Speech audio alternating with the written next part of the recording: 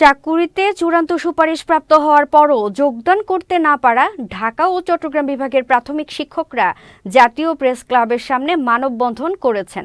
সকালে জাতীয় প্রেস ক্লাবের সামনে এই মানববন্ধন থেকে আন্দোলনরতরা যোগদান করতে না পারায় মানবেতর জীবনযাপনের কথা জানান। মেডিকেল টেস্ট ও প্রয়োজনীয় কাগজপত্র জমার পরও বৈষম্যমূলকভাবে তাদেরকে যোগদান করতে দেয়া হচ্ছে না বলে অভিযোগ করেন। শিক্ষা উপদেষ্টা ও শিক্ষা অধিদপ্তরের মহাপরিচালক বারবার আশ্বাস দেওয়ার পরও সমস্যার সমাধান হচ্ছে না বলে জানান তারা। বঞ্চিত ৬,৫৩১ জন শিক্ষকের দাবি মেনে নেওয়া না হলে আগামীতে কঠোর কর্মসূচি দেয়া হবে বলেও হুঁশিয়ারি তাদের। যারা চাকরি পায়নি, মেধাবী নামদারি, তারা হাইকোর্টে রিট করছে, সেই রিটের জন্য আমরা যোগদান করতে পারতেছি না। সরকারের গাফিলতির কারণে আমাদের নিয়োগটা আটকে আছে, স্থগিত হয়ে আছে।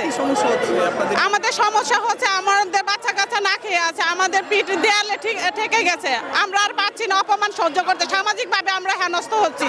বয়স কি আছে? হ্যাঁ, না, আমাদের বয়স ওভার হয়ে গেছে, অলরেডি আমার 4 বছর ওভার হয়ে গেছে। আমি করোনার কারণে পাইছি। আমরা ৬,৫৩১ জন আমরা অতি দ্রুত নিয়োগ চাই। আমরা এখানে একই সার্কুলারের 3টা ধাপ, প্রথম ধাপ, দ্বিতীয় ধাপ এবং তৃতীয় ধাপ। প্রথম ধাপ, দ্বিতীয় ধাপ অলরেডি তারা 6 মাস 1 বছর যাবত চাকরি করছে, কিন্তু আমরা তৃতীয় ধাপ ৬,৫৩১ জন সুপারিশপ্রাপ্ত হওয়া সত্ত্বেও আমরা যোগদান করতে পারতেছি না।